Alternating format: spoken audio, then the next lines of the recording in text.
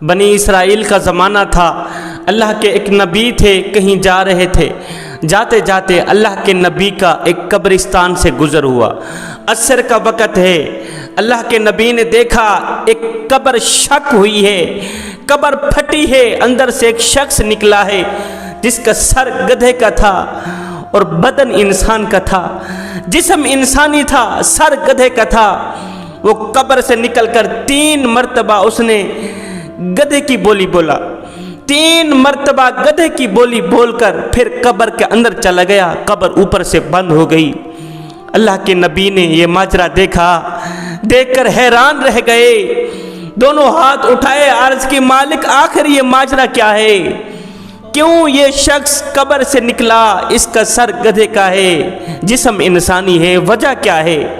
میرے اللہ نے فرمایا، اے میرے نبی، ساتھ میں جو محلہ نظر آ رہا ہے، اسی محلے کے ساتھ ایک جھونپڑی ہے، جھونپڑی کے اندر ایک بڑھیا چرخہ کاٹ رہی ہے، جا کے اس سے پوچھ لے کہ آخر وجہ کیا ہے، یہ ماجرا کیا ہے۔ اللہ کے نبی محلے کی اس جھونپڑی کے اندر پہنچے، دیکھا ایک بڑھیا خاتون ہے جو چرخہ کاٹ رہی ہے۔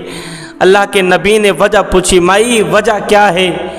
عصر کا وقت ہے، ایک شخص قبر سے نکلا ہے، گدھے کی طرح 3 مرتبہ اس نے گدھے کی بولی بولی، اس کا سر گدھے کا ہے، بدن انسانی ہے، آخر یہ کیا کہانی ہے؟ اس بڑھیا خاتون نے کہا کہ یہ واقعہ کچھ یوں ہے کہ میری ایک ہمسائی تھی، یہ جو قبر والا ہے اس ہمسائی کا بیٹا تھا، یہ نوجوان تھا مگر افسوس گنہگار تھا، بدکار تھا، شرابی تھا، زانی تھا۔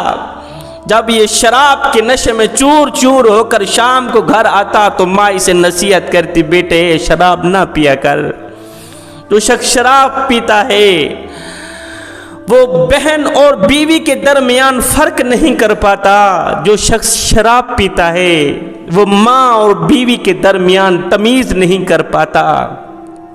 شراب پینے والے شخص کو نہیں پتا چلتا کہ یہ میری ماں ہے یا میری بیوی ہے۔ جوانوں خدارا کبھی بھول کر کے بھی شراب نہ پینا۔ جو شخص شراب پیتا ہے، ہائے کسی نے کیا خوب لکھا تھا، میاں اگر شراب پی کر مرے گا تو کتے کی موت مرے گا، گدھے کی موت مرے گا، اور اگر نماز کی حالت میں مرے گا تو مولا حسین کے غلاموں والی موت مرے گا۔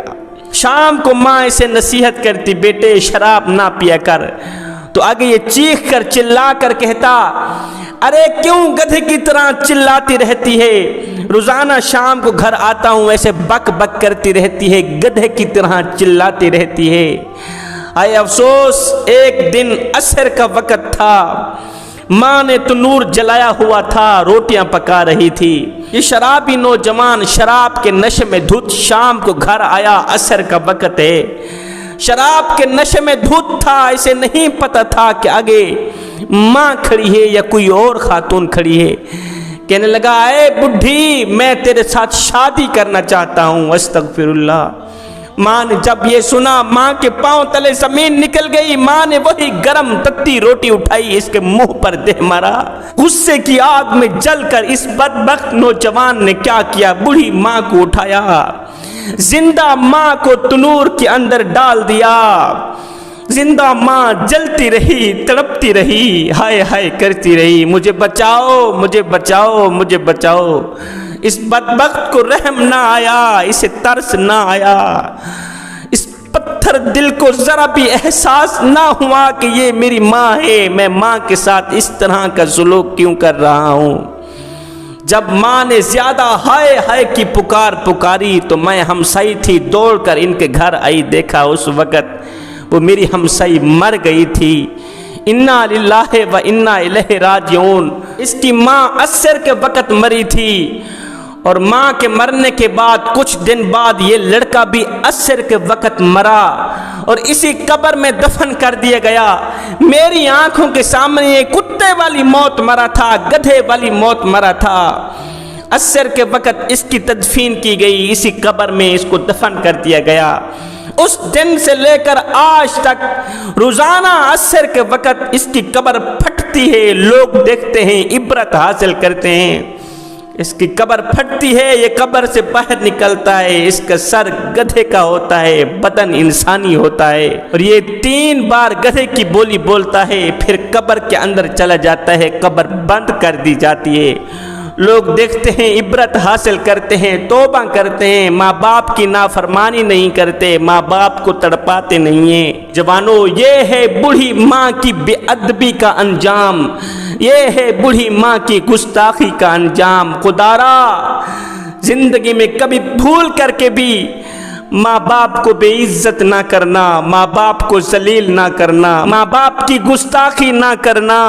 میرے نبی نے فرمایا، صحابہ، جو شخص اپنے ماں باپ کے لیے دعا مانگنا چھوڑ دیتا ہے، اس کے رزق میں برکت ختم کر دی جاتی ہے۔